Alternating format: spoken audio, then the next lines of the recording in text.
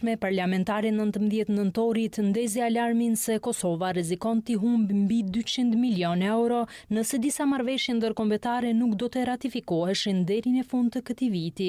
Marrëveshjet ndërkombëtare miratohen me të paktën 80 vota për, ndërkohë që vetëm 48 ligjvënës votuan në kuvendin tashmë të shpërndar. Ndonë se u paralajmërua se një pjesë e fondeve të planit të rritjes të Bashkimit Evropian për Kosovën humbin në dhjetor të vitit 2025.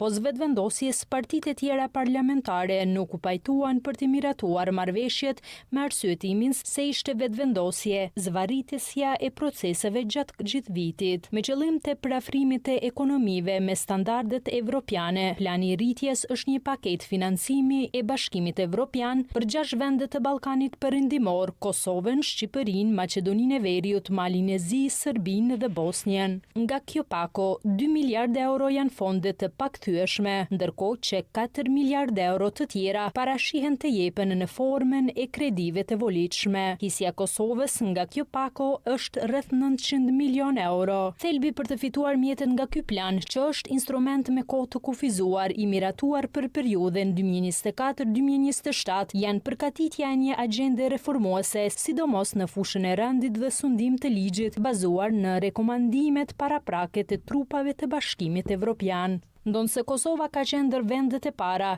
që ka miratuar agjenden e reformave, nuk mund të bëj kërkesë për pagesë pa i ratifikuar marrëveshjet. Megjithatë këtë, bazuar në deklaratat e zyrtarëve për zgjerim, pas hyrjes në fuqi të marrëveshjeve përkatëse, shpërndarja fondeve ju nënshtrohet disa kushteve për pagesë dhe nëse një hap nuk përmbushet në kohë, vendet përfituese kanë mundësi ta zënë hapin brenda një periudhe shtesë. E kjo periudhe shtesë është 2 vjeçare, që nënkupton që Kosova përballet me rrezik real të humbjes së një pjesë të fondeve në qershorin e 2026-s. Këtë afat e ka përmendur edhe komisionarja për zgjerim e Bashkimit Evropian Marta Kos. E përveç fondeve të Bashkimit Evropian, vlerësohet se janë edhe mbi 90 milion euro e Bankës Botërore të ndara si mbështetje buxhetore në kuadër të programit të reformave, norma e interesit të cilave është e parapartë të jetë 0% për 12 vjet. Sipas Bankës Botërore, tashmë dihet se afati i fundit për hyrjen në fuqi të marrëveshjes që parashef financimin e politikave zhvillimore, konkurrueshmërisë dhe rritjes së gjelbër është 13 shkurti i vitit 2026. Ndërkohë, Kosova është në prag të procesit zgjedhor dhe për të arritur afatet tash për tash mbetet sfidë e efikasitetit të legjislaturës së re.